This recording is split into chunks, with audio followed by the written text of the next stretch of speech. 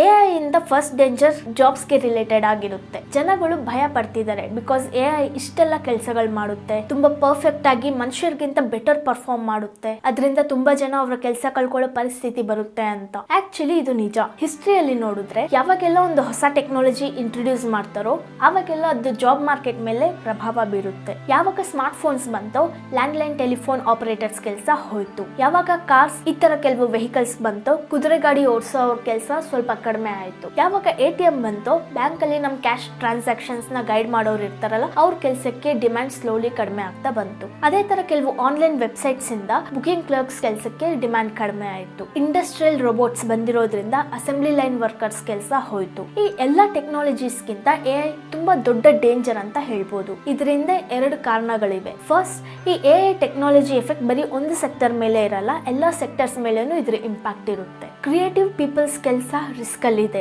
ಈ ತರ ಆಗ್ತಿರೋದು ಫಸ್ಟ್ ಟೈಮ್. ಜನರು ಥಿಂಕ್ ಮಾಡಿರ್ತಾರೆ ಲೈಕ್ ಟೆಕ್ನಾಲಜಿ ಇಂಪ್ರೂವ್ ಆದಂಗೆ ಮೆಕ್ಯಾನಿಕಲ್ ಜಾಬ್ಸ್, ರಿಪೀಟೆಡ್ ವರ್ಕ್ ಮಾಡಬೇಕಾದಂತ ಕೆಲಸಗಳು ಫಸ್ಟ್ ಹೋಗುತ್ತೆ ಅಂತ. ಆದ್ರೆ ಯಾರು ಅನ್ಕೊಂಡಿರ್ಲಿಲ್ಲ creative jobs like graphic designers ಇವ್ರ ಕೆಲಸ ಕೂಡ ಎಫೆಕ್ಟ್ ಆಗುತ್ತೆ ಅಂತ. ಲೋಗೋ ಡಿಸೈನರ್ಸ್ ಅಂಡ್ ಮ್ಯೂಸಿಷಿಯನ್ಸ್ ಕೆಲಸ ಕೂಡ ರಿಸ್ಕ್ ಅಲ್ಲಿ ಇರುತ್ತೆ. Mid journey and stable diffusion ಈ ತರ ಕೆಲವು AI ಸಾಫ್ಟ್ವೇರ್ ಗಳು ಇಮೇಜಸ್ ಜನರೇಟ್ ಮಾಡಿ ಕೊಡುತ್ತೆ. ಕೆಲವೇ ಮಿನಿಟ್ಸ್ ಅಲ್ಲಿ ಲೋಗೋಸ್ ಅಂಡ್ ಗ್ರಾಫಿಕ್ಸ್ ನ ಕ್ರಿಯೇಟ್ ಮಾಡುತ್ತೆ. ಇನ್ನು ಮ್ಯೂಸಿಕ್ ಬಗ್ಗೆ ಮಾತಾಡಿದ್ರೆ ಗೂಗಲ್ ನ ಮ್ಯೂಸಿಕ್ ಮಾಡೆಲ್ ನೋಡಿ. ನೀವು ಜಸ್ಟ್ ಟೆಕ್ಸ್ಟ್ ನ ಅದರಲ್ಲಿ ಬರಿಬೇಕು. ಲೈಕ್ ನಿಮ್ಗೆ ಬೆಲ್ಲಾ ಸಿಯಾವೋ ಮ್ಯೂಸಿಕ್ ಕೇಳ್ಬೇಕು ಓನ್ಲಿ ಗಿಟಾರ್ ಇಂದ, ಇಲ್ಲ ಈ songs only drums and flute sound ಇಂದ ಕೇಳ್ಬೇಕಂದ್ರೆ, ಇಲ್ಲ ಈ ಸಾಂಗ್ ಟ್ಯೂನ್ ನ ಕೋರಸ್ ಕೇಳ್ಬೇಕು ಓನ್ಲಿ ಪಿಯಾನೋ ಇಂದ ಕೇಳ್ಬೇಕಂದ್ರೆ ಈ ತರ. ಫ್ಯೂಚರ್ ಅಲ್ಲಿ ಮ್ಯೂಸಿಕ್ ಜನರೇಟ್ ಮಾಡೋದು ತುಂಬಾ ಈಸಿ ಇರುತ್ತೆ. ನಾವು ಜಸ್ಟ್ ನಮ್ಗೆ ಯಾವ ತರ ಮ್ಯೂಸಿಕ್ ಬೇಕು ಅಂತ ಟೈಪ್ ಮಾಡ್ಬೇಕು ಅಷ್ಟೇ, ಅದು ನಮ್ಗೆ ಸಿಗುತ್ತೆ.